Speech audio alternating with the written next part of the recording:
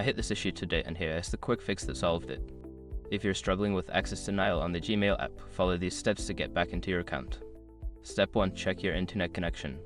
Make sure your device is connected to the internet. A weak or unstable connection can cause access issues. Step 2. Update the Gmail app. Go to your App Store and check for updates to the Gmail app. An outdated version may lead to access problems. Step 3. Clear app cache. Navigate to your device settings, find the Gmail app and clear its cache. This can resolve temporary glitches. Just remember, clearing the cache won't delete your emails, but it may log you out temporarily. Step 4. Check account permissions. Ensure that your account settings allow access to the Gmail app. Sometimes permissions can get changed inadvertently. Step 5. Reinstall the Gmail app. If all else fails, uninstall the Gmail app and then reinstall it from your App Store. This can fix deeper issues.